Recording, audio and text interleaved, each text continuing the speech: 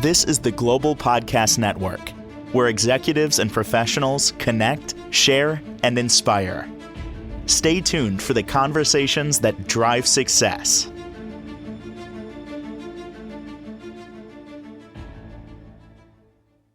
Welcome back, Debra Hodgen, to the show, the owner of Biodynamic Craniosacral Therapy. Yes, her company does craniosacral therapy. We're going to talk about what that is. And Debra Hodgen Wellness joining us here today now to talk more about all of this and, of course, how she's helping so many people with healing and this light approach. So, first and foremost, welcome back to the show today. How are you? Thank you. Really good. It's Good day?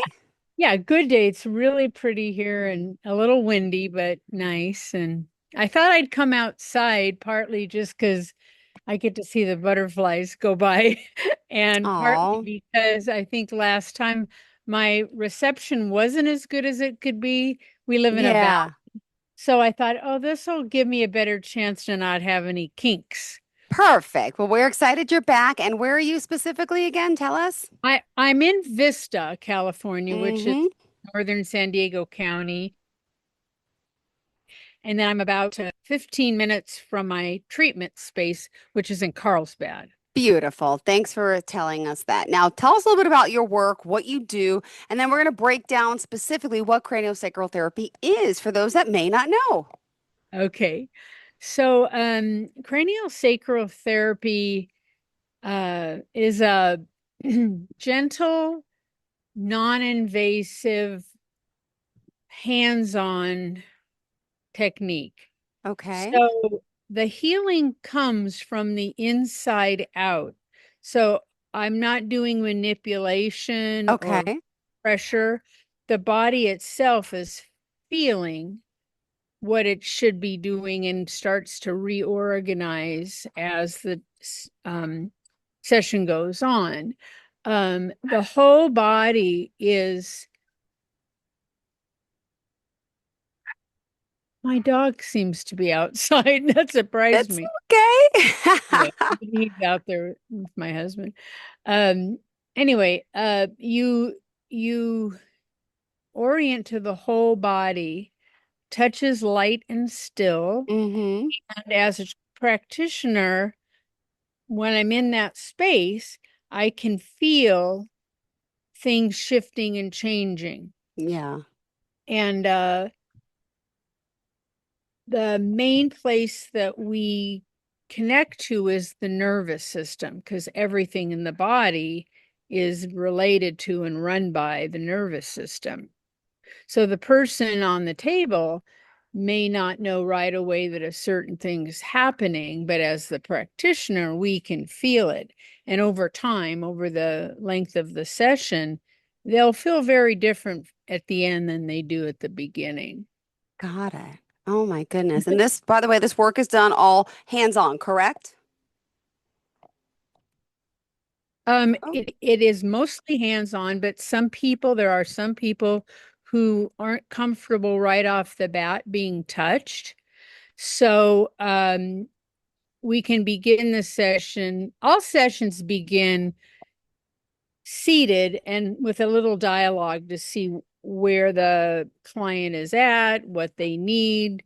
And so there's no touch there, there's just communication. But then some people feel better not being touched, but you can hold them in a certain kind of state without touching. mm-hmm. It's not that often that people don't want the touch, but it does happen sometimes. Got it. Okay. And, this form of craniosacral therapy has been around for a long time and you have significant training in it, correct? Yes, you're asking. I didn't hear the one word about training. Yeah, you have extensive training in this. Oh, yes. Well, for me, I had a background in yoga and yoga therapy and studied some other things. And then but the craniosacral therapy goes much more in depth. You really do connect to every part of the body. We might spend time on the cranial bones, Mm-hmm. be even the organs or the heart, and it doesn't work unless you take some time to learn it. That's true.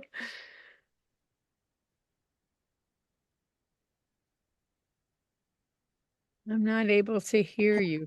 There we go.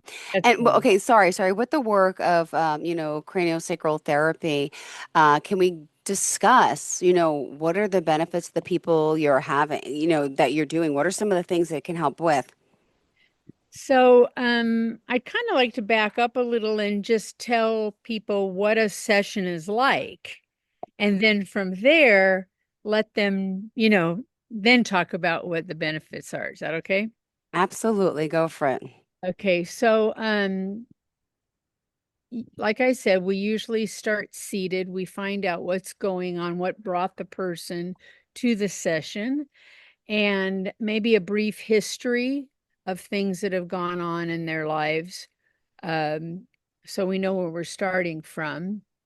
During the session, the client is fully clothed, lying on a massage table, and we begin by letting them feel how their body is on the table, what they notice. And then this is absolutely where the client is in charge. They can have the temperature they like in the room, the lights dim or bright, anything that is a resource for them, we create. So we want them to be as comfortable as possible and feeling as safe as possible. Yeah. Then after the session, I would say, um, a lot of times I let them just lie on the table a little while and really feel it, connect to it, notice what's happened, and then slowly get up to sit and then slowly get up to stand. And what a client might feel is more relaxed but energized at the same time. They might enter somewhat of a meditative state. It'll be a state they may not have felt before. Um, Sometimes people feel like they're sleeping or sleeping while awake or in a Mm-hmm. dreamlike state.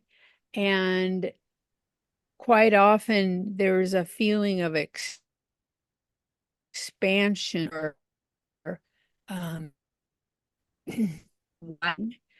where you don't feel kind of crunched down like we do sometimes during our day. Mm-hmm. And so, anyway, at the end of the session, you might find yourself breathing better, more deeply, standing straighter and taller. Um, you might be surprised to feel a sense of peace. Even when you're driving, you might just kind of just have a different Mm-hmm. state. And also, many people voice that they have an improved sleep and that their digestion seems to be better and have an overall experience Really? of life that feels better. And it is so subtle. It's hard to really say, okay, this is really the thing, but it's more of a sense of well-being. Okay. Okay. Um, and then if they can pay attention in the next couple days, it's almost like staying in the session to a certain degree. Okay. They might notice they're not as quick to react or um, not not as kind of grouchy or something, Mm-hmm. just because the body feels more whole. I actually was wondering if maybe we could take a few minutes and go through an opening part of the session where people Sure. get ready and it's a little bit like remote cranial, but I think it might give folks a sense. And then at the end of those few minutes, people can see if they do feel something. Yeah, absolutely. All I'm ready. right. Okay. You get a little break. So, you want to, if you're sitting in a chair, you want to sit where your sitting bones move back and you can feel your sitting bones on the chair. If you're on the floor, you can sit cross-legged or however you like to sit. Okay. Feet are parallel, and we want to have a sense of rooting into the earth, just like making a connection that we are really here and connect to the earth. From there, allow the spine to have a sense of gently Okay. lifting up. Hmm. You can close your eyes if that makes you comfortable to focus more inside. Okay. It's almost as though from the sitting bones to the crown of the head, it becomes more and more spacious. Okay. You Hmm. relax your jaw, Ah, consciously relax your facial muscles, and notice your breath. And quite often in craniosacral, we'll mhm. have the client notice if one side of the body feels different than the Okay. other. One might feel heavier, or lighter or tighter. And over the course of the session, it usually comes into balance. There might be Okay. places in the body that feel more than the other. And then through that breathing, we do the grounding, and then we can even have a sense of feeling the horizon or feeling the spaciousness of the horizon. So grounding, widening through the horizon, Okay. and then that lengthening up through the crown of the head. So the body starts to be in balance. And the one last thing we do as a practitioner that you wouldn't necessarily do on the table is have a bit of a tent stake where you feel like there's a little rope or wire, and Okay. that is down behind you to the ground. The practitioner does that, and they feel their body deepening into the table. And a lot of times we'll just begin by breathing in that place. And then sometimes when you go to do that, you might feel that where something is wrong, or not Mm-hmm. wrong exactly, but not perfect how you'd like it. And then just being open to it and more feel the body connect to it and relax into it. So that's basically how we begin. We can touch any part of the body, shoulders, hips, whatever. I usually begin at the feet, and Okay. eventually as I'm sitting there, I'll quite often feel a rhythmic flow from the hips down to the feet. Okay. And and then maybe move into hips, lower back, the cerebral spinal fluid, which is what we track. Wow. It begins right around the sacrum. And then that sacrum releases the cerebral spinal fluid all the way up the back, and it actually goes over the front of the head. That's where it ends. And then there'll be another wave that moves down. And we can follow different speeds. There's about 3 speeds that are happening at the same time.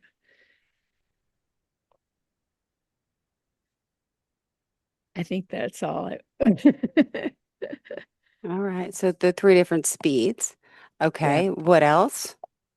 Um, One thing that people do ask questions about is, who can get these sessions? Who's a good candidate? And really, it's just about anyone can benefit from it. I can't say I'm going to cure every disease or something like that, but I can make folks feel better in their bodies.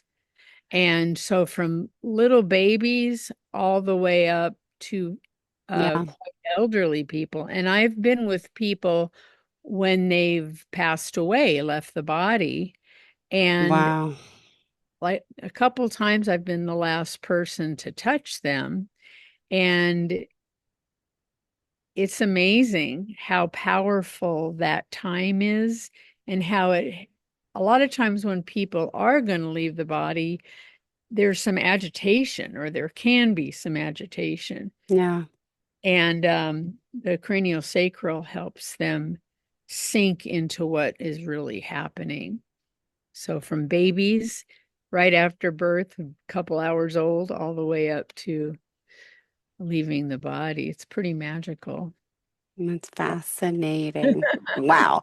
And you work with little ones too, right? Yeah, it's not probably what I do the most because my teacher that I learned craniosacral from, that's kind of her specialty. She's done a lot of Mm-hmm. training and work beyond the basic craniosacral. So most of the time, if it's something, just connecting, I will. What Yeah. works the best is say you have a baby that's a month or two old, and every baby has something that's a little bit off, or they are an early birth or a late birth, and their body holds on to that. It's a bit of a trauma.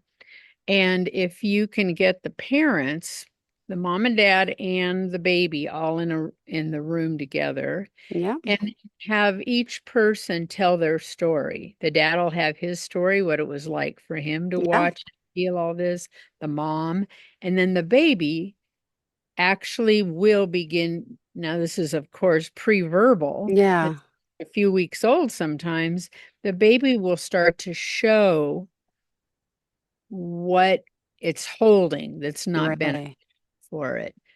Because you can even connect to babies in the womb. It's not as common, but yeah, that sometimes they'll have an issue that needs to be resolved. Ooh. Some babies don't want to be born.